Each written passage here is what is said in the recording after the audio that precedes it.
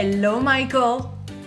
Hello, Lilou. Exciting to be interviewing you today, Michael. You're in Australia. I'm here in France. We're having this conversation in English. It'll be translated in French because you have a huge following all around the world.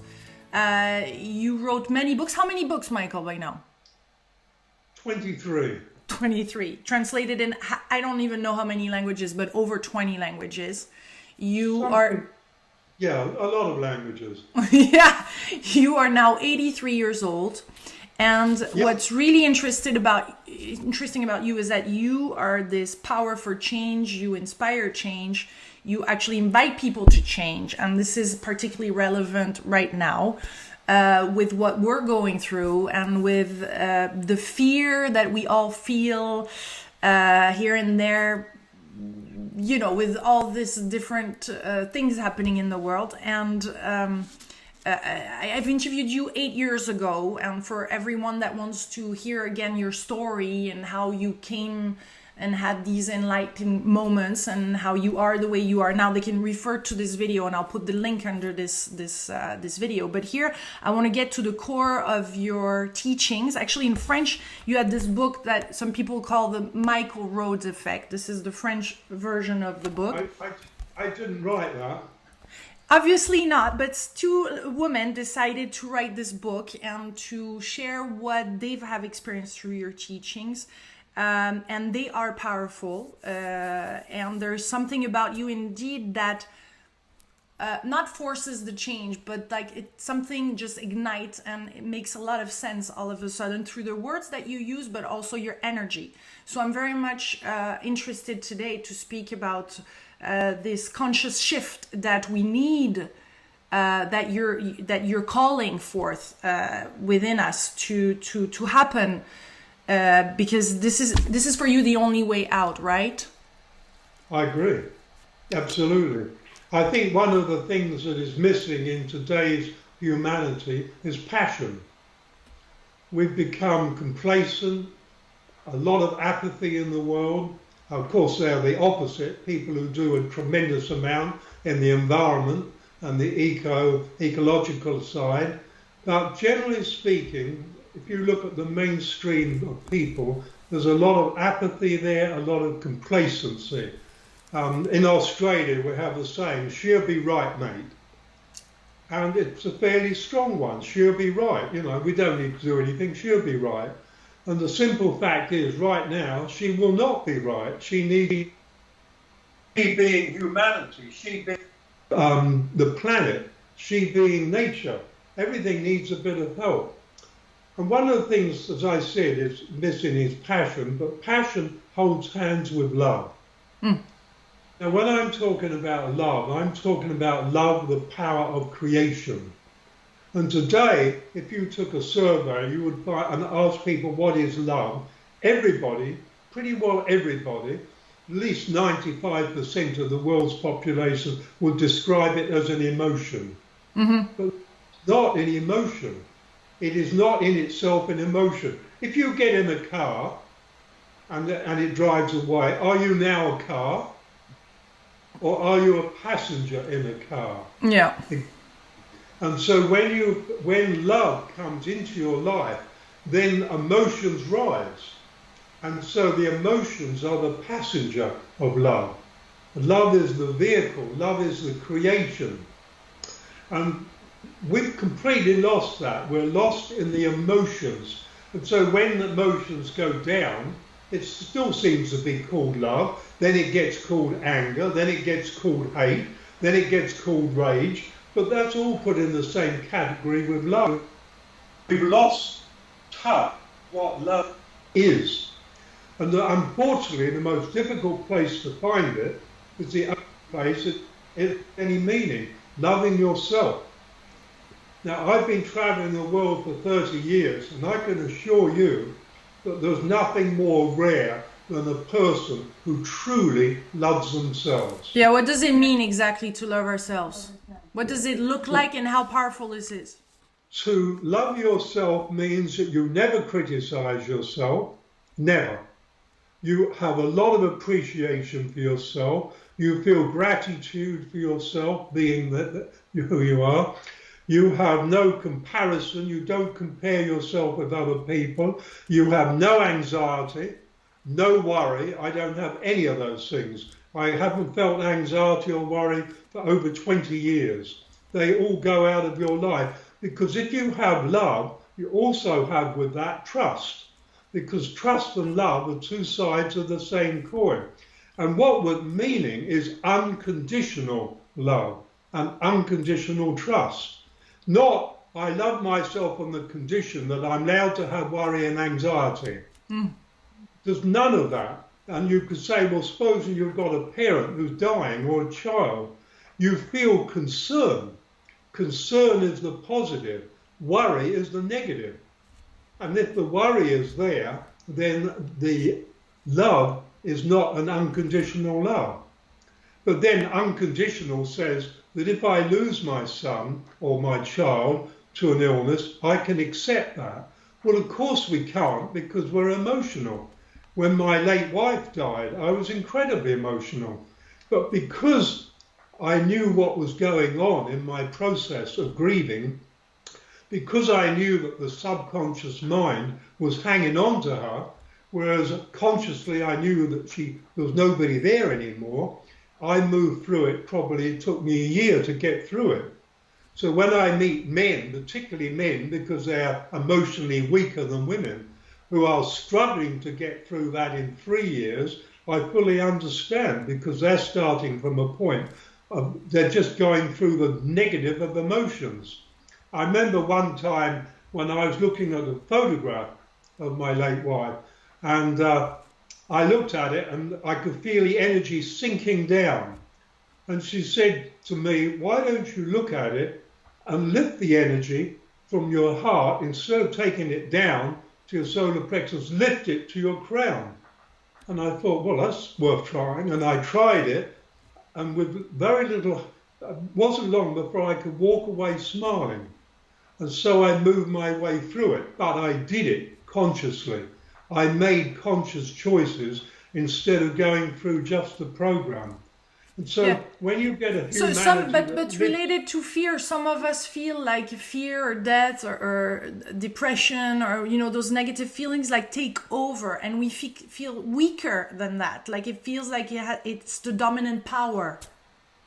That's because you're still in the program, the subconscious program. It's running its old program. You're living the past all over. I very quickly learned to gradually live consciously. And when I felt conscious, as my energy went down, I said, no, I don't want to go there. It's not going to help.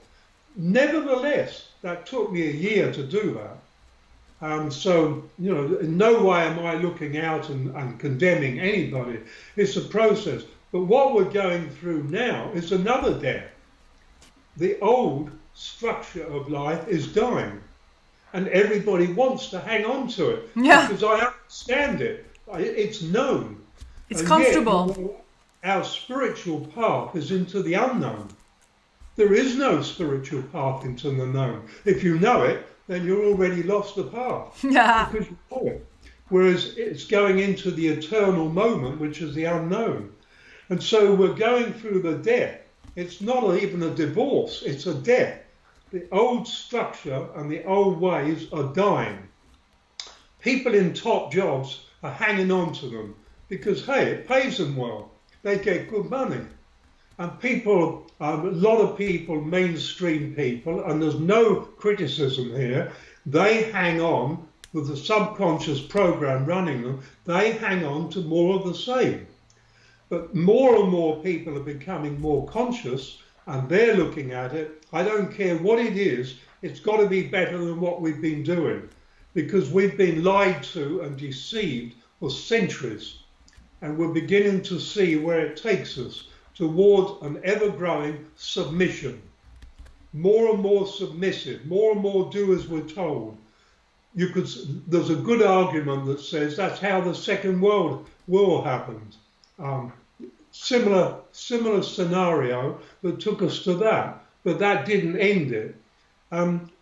All through our history, we've gone into conflict over division, I don't agree with you. I shout at you. You shout back at me. A story, we get angry and walk away. a story of separation that we bought into. It's a story of separation. So it's fairly obvious that it isn't going to work this time. So what we've got to do is become more conscious, more aware that the only place that life exists is in this moment. The past, there is no life. The future, there is no life. For us, metaphysically, yes, they both exist. But generally speaking, we're talking about being physical. And for physically, there is only the moment to live in. And in the moment, there's nothing to fear. Absolutely nothing. And if you move deeper and deeper into the moment and surrender to it, it's a little bit like you're going to a dance.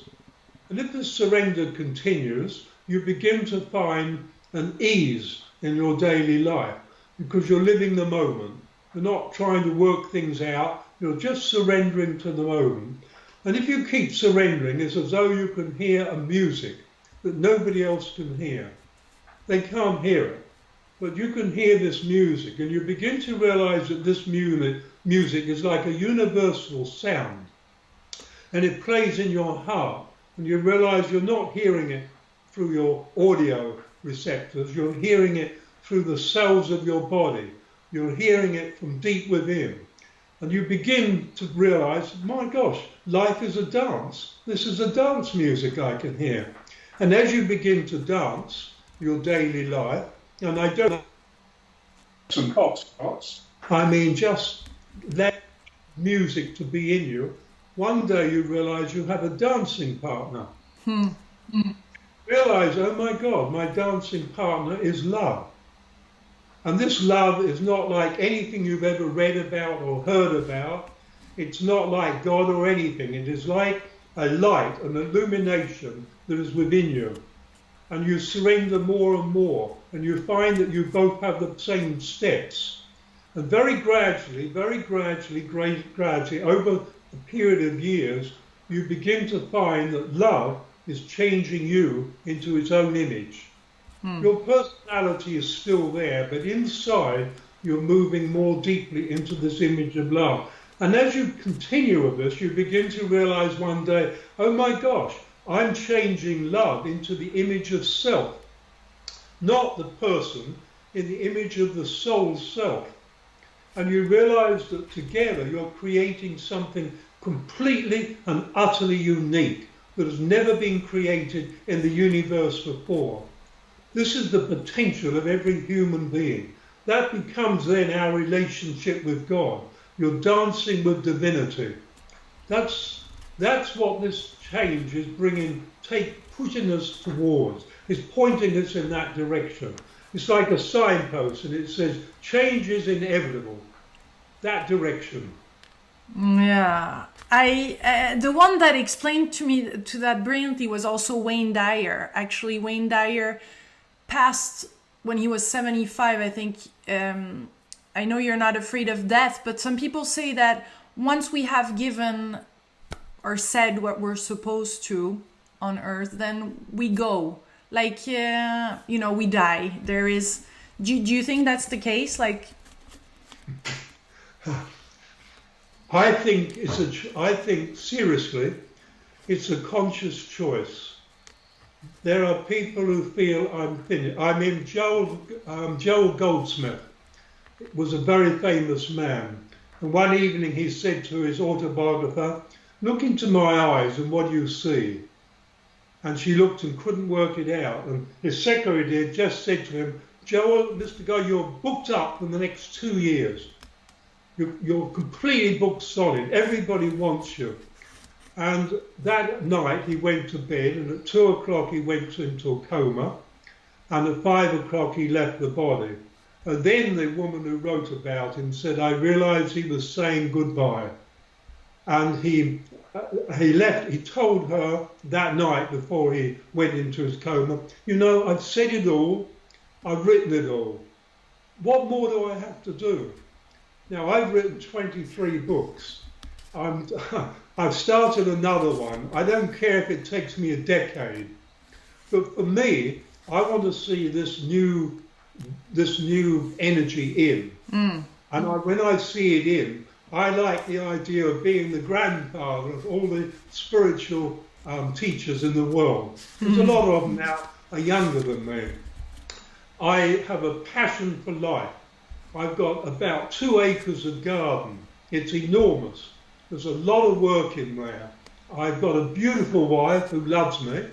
I've got a beautiful family. I've got a spiritual family all over the world. Tell me, Lilou, why would I want to leave? No, I like when you say, I want to see this, and this shows a lot. You're not giving up. I do.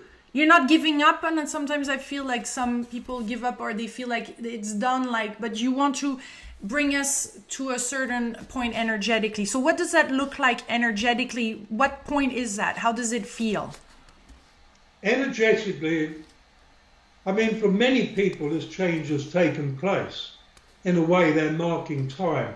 But we're talking about that mainstream, yes, whose consciousness is locked in fear. That's going to take some breaking down. I see the rest of this year and next year as turmoil. I see chaos as continuing to rise. But I also see beyond that, all the rules that governments put in place right now collapsing. Mandatory vaccinations, the whole thing. A person who loves themselves has the greatest vaccination in the world. A God-made vaccination that every cell in your body changes. You're not the same person beforehand. You know, it's easy to say I love myself, but it's not the same thing to actually be in love with yourself. Because when you're loving yourself, you love every human being. You as one humanity. Love is the greatest energy of all. You can't say, I love my family, but the people next door, I can't stand them, I hate them. There's no possibility of that. Or if somebody is abusive and unpleasant to you, you might not like their behaviour, but that is a soul behind there that is hurting. And so love just continues. It makes no difference. So what I call the energy of change is as this unconditional love begins to rise and gradually ripple through, because I do not subscribe to the theory that if 10% of people have got it, all people have got it. The 100th monkey, I don't subscribe to that. Okay. It's okay for monkeys. It's okay for ice. But we are not monkeys and we're not ice. And we're each of us souls on an individual journey. And if you have spent 1 million years on your journey as a soul, and all of a sudden you change consciousness and it's nothing to do with you, like how did that happen? You'd feel a bit cheated because you wanted to be the creator of your own process. True, yeah.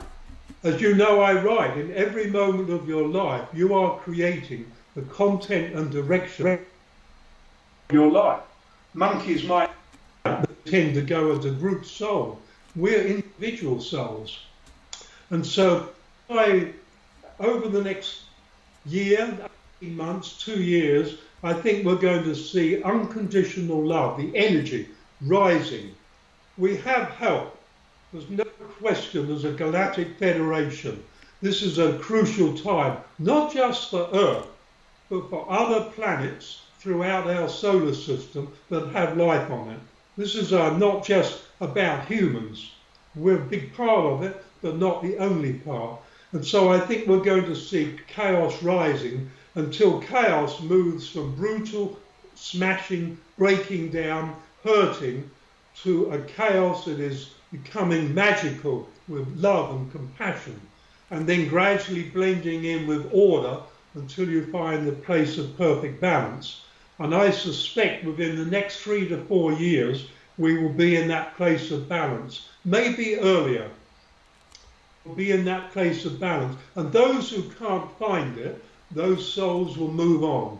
They will move on to, because nobody dies, nobody's lost, nobody's saved, nobody wins. But we do have this principle. Hang on a minute, I can see a question coming. We do have this principle in every moment of your life. You are creating the direction and content of every moment of your life. No president can do that. no premier, no prime minister. We are creating, unless we give our power away. And unfortunately, for too long, we've given our power away. And so taking your power back and beginning to find that the basis of all that power, all that energy, is unconditional love, you can't do destructive things with it. And yet, unconditional love can be incredibly destructive. And if it has to destroy a body to lift the soul, it will do that. When you say is it tuning in to that energy? Is that being in harmony? How do you find that balance in the emotions? How do you harmonize with the universe, with the galactic, with the life force, with love? How do you tune in? First of all, what are the practices? What are the practices? You're talking about everything as if it's separate. Everything is one energy. All humanity, all nature, the planet, all the galaxy, our universe is all one energy. Where's the focal point of that energy in your life? Lilou Mace. When I feel that? Wait, let me finish. The point of that energy in me is me. I am all that is. Everyone is all that is. And so it begins in your relationship with yourself. And when you treat yourself with love and compassion and respect and appreciation, you'll find that's the way you treat everybody else. And those people who are hateful and hurtful to other people are hateful and hurtful to themselves. So your relationship with humanity, the world, begins in your relationship with yourself. That's where it begins, and that's where it ends, because you are the world. So you're saying our relationship with ourselves is our relationship with life. It's the same, actually. Absolutely. It's your relationship with abundance. It's your relationship with health. You know, a lot of people say, "How are you today?" Well, I've got my migraine back and my hip hurts, and so they focus on the pain, and so the pain continue. Where you focus, energy flows. But if every part of your body hurt, except let's say your shoulder and arm, and so somebody said, "How are you today?" Do you know what? My right shoulder and my right arm is brilliant. God, I love this shoulder and arm. It is so good. And you know what? It's spreading through the rest of my body. That becomes your focus. You're the creator. That's what happens. But people don't realize this mess we're in is created by humanity. And that doesn't make us wrong or bad. We had to get in a mess to get out of it. Because the only way out of it, the consciousness that made the mess can't deal with it. The only way out is the consciousness that did not make the mess. The consciousness we rise into, that doesn't have a mess. And so as we rise in consciousness, mess is left behind. Yes. So we're talking here of sovereignty, of owning ourselves, can we say, as they say in Thrive, as Foster say in his new documentary. Is that the same? Because a lot of this world is coming up now, sovereignty. I know, I've seen Thrive 2 as well as Thrive 1. I actually wrote to him first time, but I didn't continue it. But the sovereignty, to me, a real way of saying it, is that putting yourself back on the throne of your own life. We abdicated so long ago, everybody is the king and the queen of their own life. You know, we are the sovereigns of our life. We need to take it back. You can't be the sovereign of somebody else's life, because if you do that, then they've got to abdicate from the sovereignty of their own life. That's what we've been doing. You know, in England, the king and the queens, kings and queens. That's an absolute taking away of the sovereignty from each person. Now, most of them are happy for that. A lot of them are happy for that. But it's old, it's antiquated. Religion separates you from God. You know, your relationship with God is your relationship with your own spirituality. In other words, your spirituality is your relationship with the divine. Who needs an intermediary? You give away your sovereignty to do that. Because you're saying the religious belief actually holds us back from truly living our own spiritual path? Absolutely. Absolutely. If you've got a kindergarten children, then you teach them kindergarten stuff that they can deal with. But they grow up. But when they grow up, they let go of what they learned in kindergarten, most of it, because they need adult stuff. But a long, long time ago, those in power decided religion was a great idea. And so it would take a person away from the sovereignty of their own relationship with God. I mean, we're all one with God. But they gave it away, and they gave it away in the millions because, hey, this blessed man will look after me. It was never a blessed woman, you notice. It was always like the Pope, the heads of the church. You've only got to look at the history of the barbarism of all the religions, the wars they started. You only have to look at that, and you realize that is not the expression of God. That's an expression of control. I could go into that, but that's not what we need to do. Yeah, but it's important to say it. It needs to be said.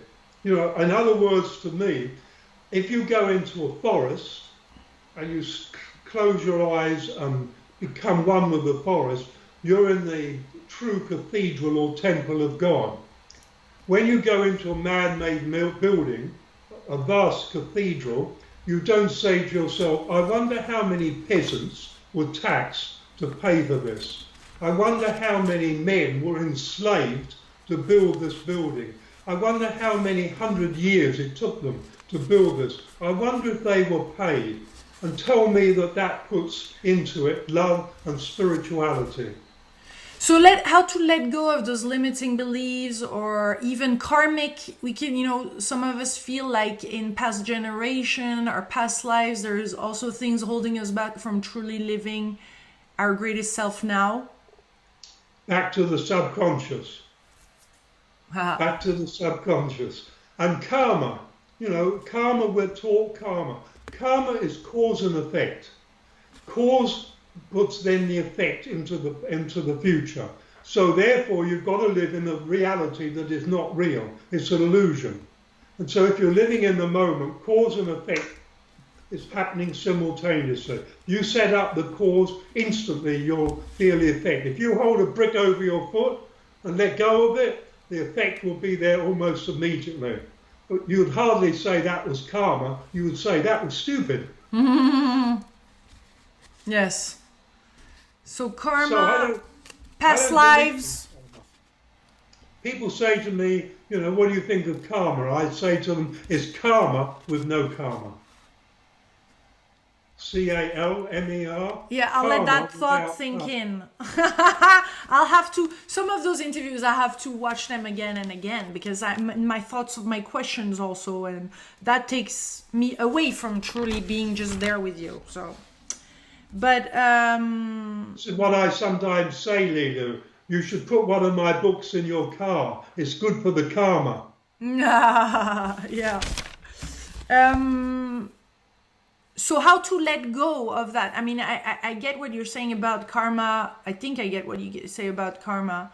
But there seems to be this, as we liberate ourselves here, it seems to liberate other lives. It seems like potentials are increasing. I mean, we're getting more and more, I feel, conscious that we inherit also of a collective of past generations. And there is also, as we, work on ourselves, can we say, and do rituals. I mean, I guess you must laugh a little bit at what's going on spiritually with a lot of things. I hate to say it, but the simple fact is, life is so incredibly simple. Yeah. I'm not saying it's easy. My path was pain and suffering. I've written about it in my books. I went through pain and suffering. I didn't know any other way. And now I can look back. When you have an enlightenment, you look at it and you realize this whole scenario is like a crazy movie going on. So how do you do it? You become conscious. Consciously, would you choose to be angry? Angry connects you with every angry person on the planet at the same moment. So in 7.8 billion people, you can say that probably at any moment, 6 billion people are angry, and that's being generous. And you connect with 6 billion people when you get angry. There's no way out of that. And so you have to begin to realize, if I'm conscious, I can make choices. If I live subconsciously, the only choices I can make, okay, I'll choose that house in this place, which makes not much difference to your life at all. Everything you live is a program. When you destroy that program and begin to live consciously, you make choices that honor you. If they honor you, they honor life. If they honor life, life will honor you. I'm sorry, it's so simple. Yes, I get that. And I heard that in many interviews, but at the same time, there is also work to do. Yeah. Isn't there? Isn't there things to heal? Is it just by being in the heart and feeling unconditional love that all of a sudden everything is transformed? Because as soon as shit goes back in, then it seems like it goes right back down. When you experience unconditional love for yourself, healing takes place. I spent 20 years with a ruptured disc in my back, and I never had more than 3 months out of crippling pain. Went through the experience of enlightenment, and I don't have any more back pain. Well, does that mean the disc in my back's regenerated? I've never bothered to have it x-rayed, but I think, yes, it regenerated. So we are the creators of ourselves, and that goes on a physical level, a spiritual level, and consciousness. We are just energy. If you bring that energy into harmony with the universe, it's going to be a healthy body. It's going to be you're going to be healthy. This is why, I don't like this idea we're supposed to be 80, 90, 100 dead. Who said so? Who set that one up? We get to 100 and we're so malfunctional, so dysfunctional, we die because we don't know how to support life anymore. I would like to see 120, 140, because if all animals have 140 years, 7 times the development of the physical body. 7 of our body, 20 years, 140. Why don't we live to be 140? Because most people don't like themselves. And then they think old, and then they think critical, and then they think anger. Everything you think is you experience. How many people do you think, do you call that enlightenment, and how many people do you think are enlightened on Earth? I'm not going near. Not too many. Nowhere near enough. I remember meeting Baron Katie, interviewing her. The feeling was that she was aligned with that. There was no resistance. There was joy. There was just thought seems to fly through her, kind of thing. Like most of us, unfortunately, still experience it out, and sometimes we feel these enlightened moments, and some people just understand it intellectually, others have experienced. My thoughts is that you have experienced it, so you're able to teach it, not on an intellectual level, because then there is no intellectual path. This is what happened to theosophy. It was a wonderful movement, but it got bogged down in the intellect. And that's not a criticism, that's an observation. And the path is conscious intelligence, not intellectual knowledge. Yeah, that's a big one. You see in France, for example, like we think of ourselves as intellectuals, or we have the reasoning that is so strong that it's a real holding us back from awakening, no? Absolutely, yes. Our schools have done it wrong, and our universities for centuries. And the question is, was that deliberate? Because what has it done? It's taken us towards being very clever people in prison. And wanting to be right. This whole thing about being right. I mean, you watch people argue about being right. What does it matter? The sun will still rise, the moon is there, the stars shine. Who cares who's right? So what's your recommendation to not go there? Well, the ego wants to be right. When you realize you're not an ego, you're an immortal being, you're a magnificent, metaphysical, multidimensional, eternal being of love and light, there really isn't too much to argue about. If somebody says to me, you're wrong, I say, yeah, I agree. For you, I'm wrong. But when this happened to you, let's just go back to your story. So you were a farmer, you were in those hills, you were driving this truck, this tractor, and you had this enlightened moment. I mean, just like it seems like there is a process, but this just happened to you. Can you describe us that moment? No, it didn't just happen. It didn't just happen. I was a farmer. Gradually, I began to have a communication with nature. That communicating with nature took me away from farming because I learned to love the farm much more than myself, which you can't, but that's what it seemed to me at the time. I loved my cattle. I couldn't have them killed. It's like sending your friends to be killed. That took me out of farming. Then I started a community. I very quickly realized after 4 years, a great classroom, but that wasn't my path. And then I spent the next 6 years moving deeper into nature, listening to nature, watching the fears come up, looking at my fears. And when I was 40, I was in a deep metaphysical experience and I met a being. And the being, I said to this being, every day was pain for me, because that was my path, pain and suffering. I said, I can't do this anymore. I said, could we make an agreement? And he looked at me, didn't say a word, and I say he, it was neutral, but this being looked at me, inquiring, and I said, could we have a deal?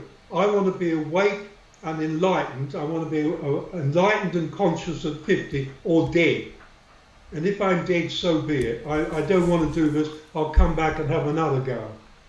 And so that was all very well at 40. The next 9 years were the most painful, terrifying years of my life. It was horrendous because I knew nothing. And eventually I reached the point where everything I'd learned, I saw how useless it was. I'd spent 15 years on the spiritual path and I had cellulitis and it was closing down. It always hit me in the face. It always stopped my breathing through my nose and it would go into the left side of my face and then into my mouth. And when it went into my mouth, nose completely blocked, eyes swollen badly, it'd go in the mouth, my tongue would become like wood, and I would be terrified because I knew it got in my throat, then I'd choke. And so I did drugs, which will fix it instantly. I did every herbal, I did every homeopathy, and after about 6 years, I realized this wasn't working. I was 49 and 3 months, and I woke up from bed one day, and I'll just gloss over this. I woke up in bed one morning. In the night, my back had collapsed on me. It had been bad for 6 weeks. I was pretty well paralyzed, and I had cellulitis overnight had come into my face. And I made a decision. I said, I realized my agreement was 50 or dead. And I realized 50 is not an option. It's now or never. And I knew I could heal myself. Unfortunately, they didn't leave me with the healing manual. And I had no idea how to do it. And I said to my wife who died, I said to her, I want you to make me a promise. She said, what's that? if I can't heal myself, I want you to promise you'll let me die.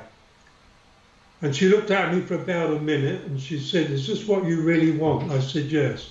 She said, that was a shock. My God, she let me die? A hell of a shock. And I'm not sure that she could. But anyway, the next 3 days were probably the worst days of my life.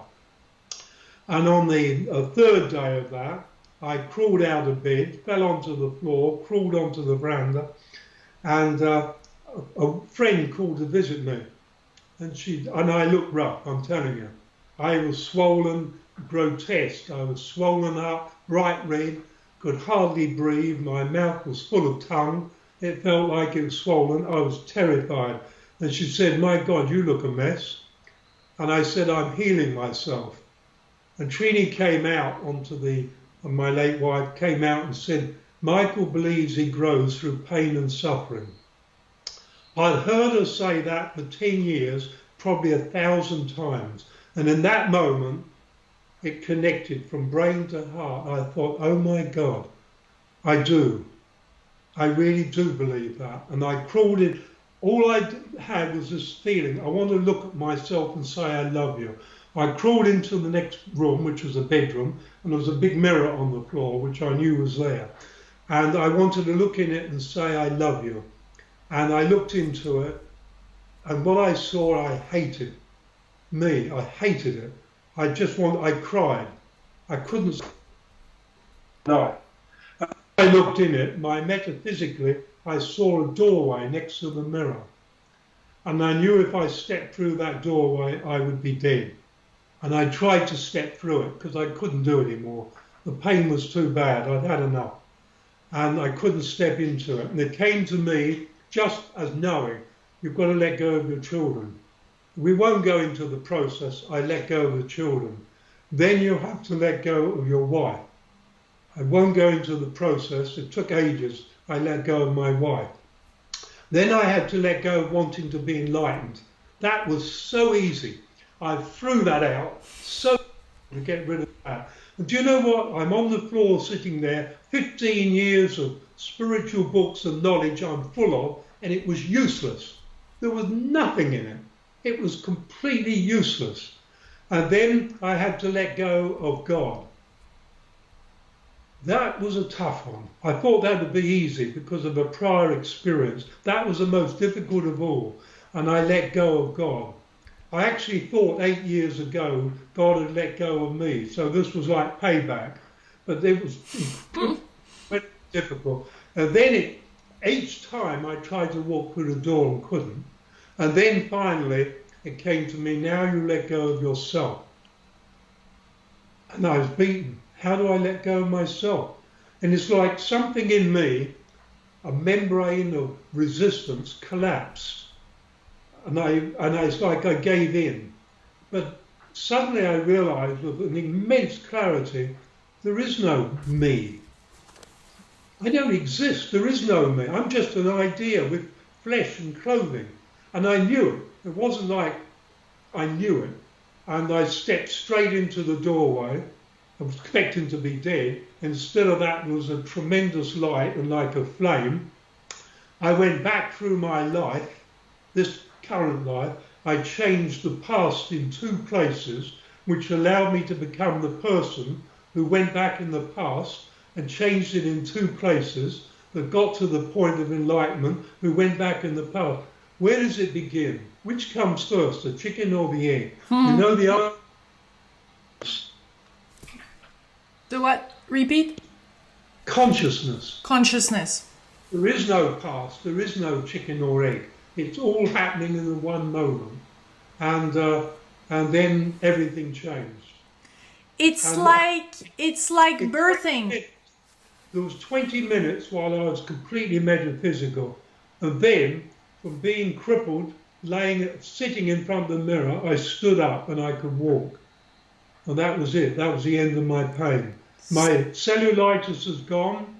My when you don't sleep, that had insomnia.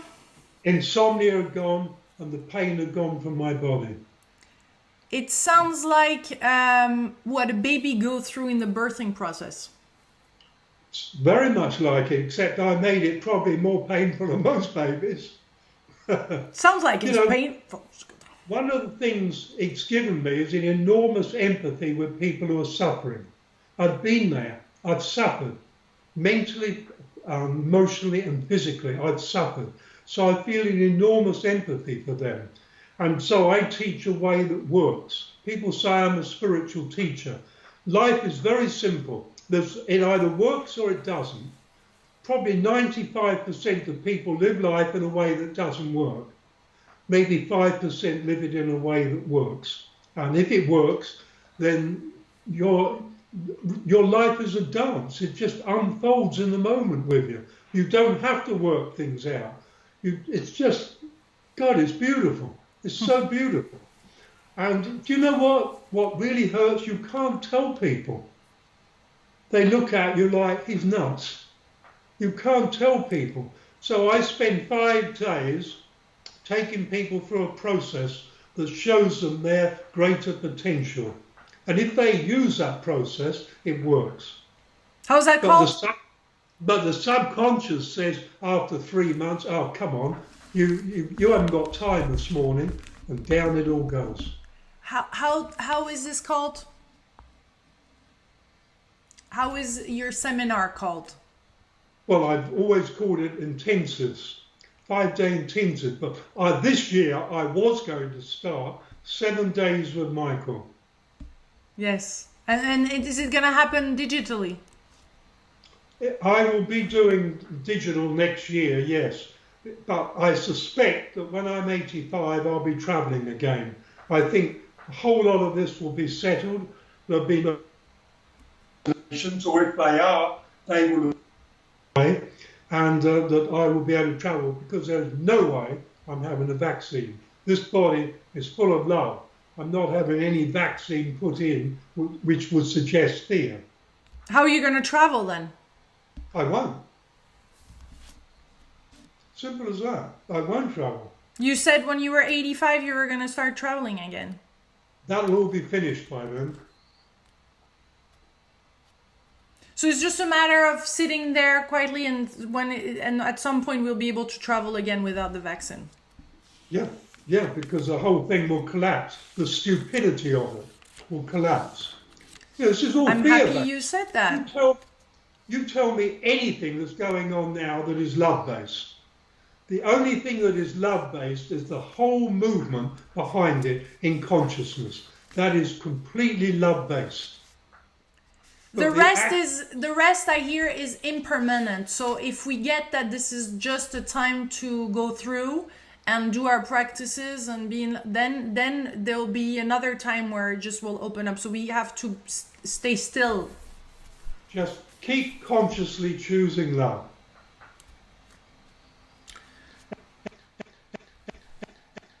Wait. The sound is off. I can't hear you. 1 2 1 2. Wait, there you go. It works again. Say it's it. Working. Yes. Okay. Every time you love, you're changing your past. Say that again. Every time you consciously choose love, you're changing your life. You're changing the past, you're changing the future, you're creating newness in the moment. Every time you get involved in an argument, every time you get angry, every time you criticize yourself, you're re-establishing the old. You're re-establishing your old pattern, which works. So it's step by step, it's minute after minute, it's moment after moment. It's what seems little is in fact huge step overall, repeatedly. There is no step by step, moment by moment. There is only the moment unfolding eternally into the eternal now. But let's say as we argue and want to be right, or we try to hurt ourselves, or we judge other, in that moment, we just let that go instead of going back into our old conditioning. That moment, you choose to become conscious. And then you realize, oh my gosh, old pattern, I consciously choose love. and you say to the other person, look, I believe what I would believe, you believe what you believe. We no need to argue. Beautiful. Is there something else that you want to add to this delicious interview, Michael? That's a nice description. In Japanese, delicious is oishi. Yes. Oishi. I know. I love that word. Yeah. Yes. It's nice. I would say just be as conscious as you can, be as aware as you can, and consciously choose unconditional love for yourself. Love is the power of creation. Every time you choose love for yourself and other people, you are part of the creation of newness. That is powerful. Thank you so much, Michael. Thank you for this delicious oishi interview. And looking forward to having you. And looking forward to having you in Europe. And to all. Sorry. Sorry, I was saying thank you. You're welcome. You're welcome. It's a true pleasure to be interviewing you today and have this chance to be able to broadcast to as many co-creators as possible that will then share it also, and it'll go like wherever it needs to go and spread love. With my last interview, I believe it reached about 55,000. So maybe this will do better. Oh yeah. This was a video back then. It was pretty good for these topics. Now these topics can go up to, 500,000 or more. So I hope this video will spread widely. Thank you so much, Michael. Thank you so much. You're welcome. You're a wonderful interviewer. Thank you.